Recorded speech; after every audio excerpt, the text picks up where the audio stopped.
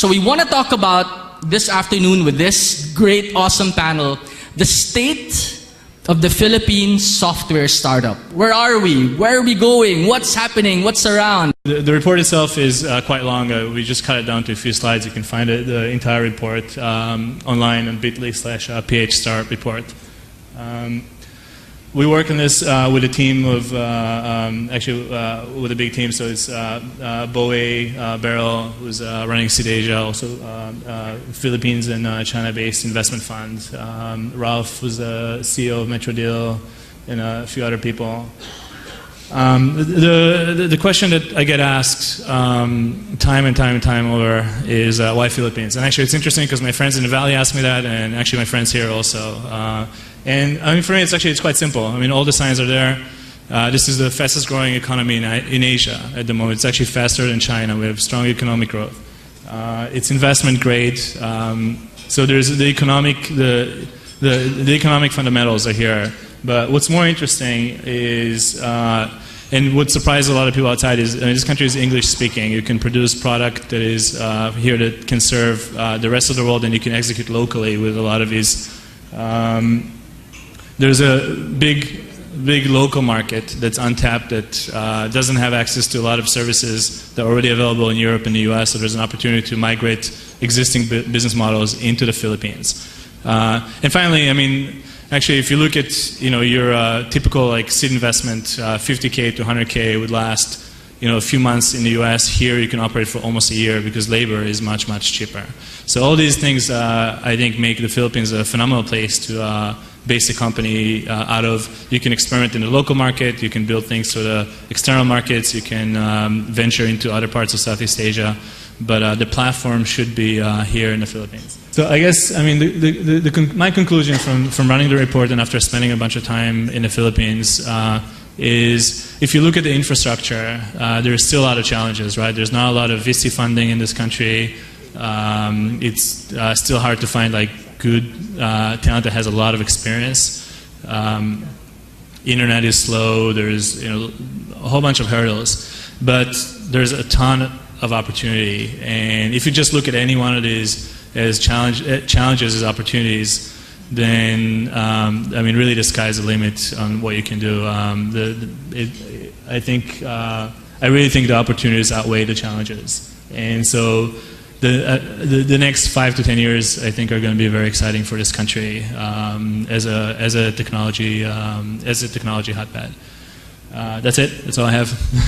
So we want to talk about this afternoon with this great, awesome panel, the state of the Philippine software startup. Where are we? Where are we going? What's happening? What's around? In your experience, what's been the easiest, both the easiest and the hardest things that you had to go through in building a Philippine-based startup? No?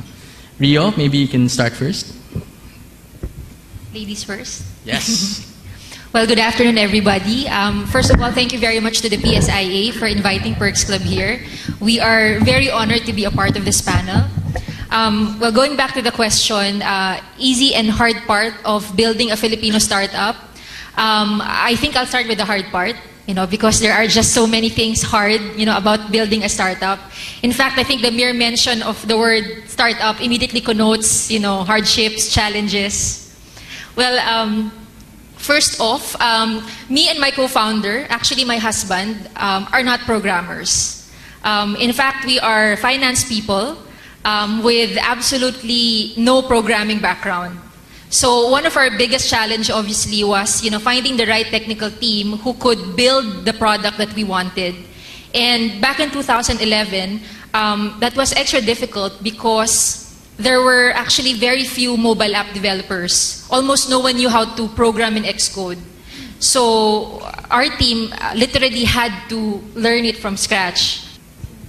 For our part in Sulit, maybe it's the reverse on what PERXCLUB experienced. For us, I agree there's no easy thing in startup. Maybe if I'm trying to think about the ECS as a tech person, as a web developer, for me, it's creating the platform. In the sense that 2006, we were able to create a platform using free software. So all this open source software actually help us create Sulit without spending so much money. And until now, we are running on the same stack. So that's the easiest part for us. The most difficult part is actually hiring talented people with experience in the internet category. Yeah, that's basically what I was going to say. Is the good thing for me is the people in the Philippines are very happy, smiley, friendly people. You sure? Which is fantastic. The problems that we've had are the same as hiring. We struggle to find Ruby on Rails engineers. We just can't find the quality of engineer that we want. We'll pay our guys $51,000 US a year here to stay here and still can't find them. And I don't know anybody that pays them or will try and pay them that. And they're just, a lot of them have left. Yeah. And so it's a matter of just getting them back here. So I'm sure you guys have seen a number of pitches already, a number of entrepreneurs already. What do you think is the biggest gap separating the Filipino software startup and success? And how does your particular group help these startups in bridging that gap? Mr. Ibrahim, Mon, maybe you can start? Ay, there he goes. Okay, the Department of Science and Technology is actually mandated to take the lead in making innovation happen in the country. Okay, and so we're everything as far as innovation is concerned. In the case of our office, which is actually the ICT office, we're just starting to get our hands dirty in the startup houses ecosystem. Now, I want to talk about the Filipino startup entrepreneur, no? The Filipino startup founder. No? You guys have all talked to a lot of Filipino entrepreneurs. You mingle with them. You hear their pitches. No? What do you think is the one general fatal flaw that the Filipino entrepreneur has that you've seen in a lot of these people you interact with that keeps them from success? No? Maybe Ron, we can start off. What have you seen in the past couple of months? What's been the difference? No? What's the barrier? I don't think it's really worthwhile to focus on flaws. I think it makes much more sense to focus on strengths. Because people have flaws everywhere, but the way that people rise up is through their strengths. Yeah. And this country, the culture here has a lot of unique advantages over other countries. So, I mean, Steve mentioned before, right? The way that the hospitality, the friendliness of this country, the way that we deal with services, those are things that can be leveraged to build big companies, not just service companies, product companies as well. So I want to tilt your question. I want to send it back to the panel, but what do you think are the key strengths that Filipinos have that can be played on to build great and successful startups? When Ron was presenting, what I just saw was a lot of opportunity. So why aren't more people jumping in? What's the tipping point? Can we hear from the founders? For me, I think the tipping point will be if we have enough successes in the startup. If there's enough publicity of startups that was able to exit, that became successful, so it can attract more people into it. Right. Very good. No? So more heroes, more entrepreneurial Greed has to heroes. overcome fear, basically. So once you see the person next to you selling their company for $50 million, then you are okay with leaving your cushy job and taking that risk and starting a company. And that's happening time over time in all sorts of ecosystems all over the world, and there's no reason why it will not happen here. Okay.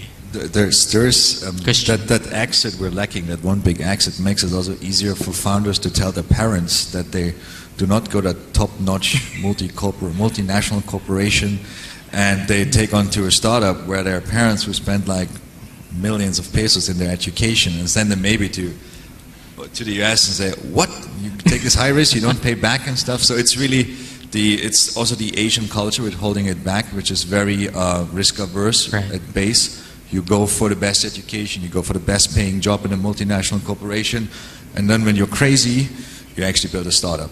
right? So these square ones are probably in that room here. Everybody else is trying to take the safe course. So if we give them that one huge example to aspire for, they will actually take it. It's a challenge, guys. Now let's build that one big global startup. No, I have a question. No? So one of the things that I found really challenging as an entrepreneur is scaling. So okay, we have five people, we have 2-3 customers, and suddenly you want to go 20 customers, 100 customers, 1,000 customers. So what are some of the biggest local challenges that an entrepreneur can face when he tries to scale his business?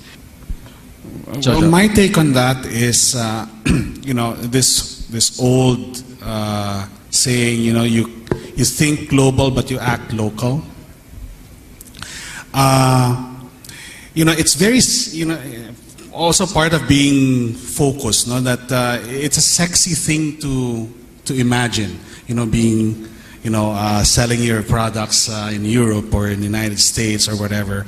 But the thing is, you really have to focus on the local market first and be big here, you know, because again, that attracts.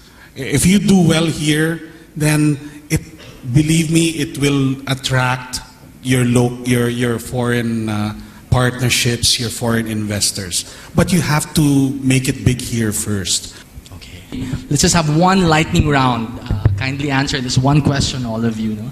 So if you had one singular message, one piece of advice to the startup, the Filipino startup founder who has dreams of doing the next Google, the next Facebook, the next LinkedIn, the next global software giant, what would it be?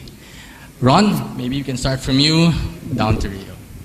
I say find the smartest people you can get a hold of, smartest, most ambitious people you can get a hold of, put them around you. Ideally, people who have done it before. And just do it. At the end of the day, it's not rocket science. You know, find something that people need, build it, sell it, and you'll do well. It's a lot easier than that people make it sound. So, thank you, Ron. Joben? For those of you wanting to start something, there's no excuse not to. So everything's there. So just do it. Now, for the corporate guys here, whether you want to do it yourselves, have another company, or have the company incubate, just like we are doing it now. Very interesting, Joben. Tina? For the young founders out there, if you want to do something, do a lot of preparation, do research, make sure you're ready, and then reach out and ask for help, because there's a lot of people who want to help you. Get yourself a good mentor. Do not love your product so much that you're not able to pivot at some point. Thank you. Excellent. Jojo? Yeah, I would really start off with a real problem, a personal problem. You know, because you don't want to solve someone's problem. You want to solve your problems that you can be passionate about. Now, so if that problem is real, and that problem is big enough, it's, you know, it's not just you experiencing it, then don't be afraid to share it if you have a solution for it. Well, a lot of startups have been challenging how the corporate world operates. So there's no better time to be a startup right now, and everyone's looking for the next big thing. A lot of innovation, especially in the corporate scene. What's holding us back is that we're just afraid to take the risk. We're afraid to move out of our comfort zone. The first step is to take that risk. If you firmly believe in your idea, then go for it, right? But not just go there by your own. Collaborate. Work with the right people. Find the right partners. Find the right mentor for this one. And lastly, I guess the last point I have is that don't limit yourself to the Philippine market. The world is your oyster. There's a lot of opportunities out there. Thank you, Martin. Christian? I would just simply say, just get started, get out of the building, talk to your customers, and just do it. Mingle with like-minded people. I agree with. Thank you so much. Take two. Thank you so much for your time. Let's give our panelists a big hand of applause. Thank you so much.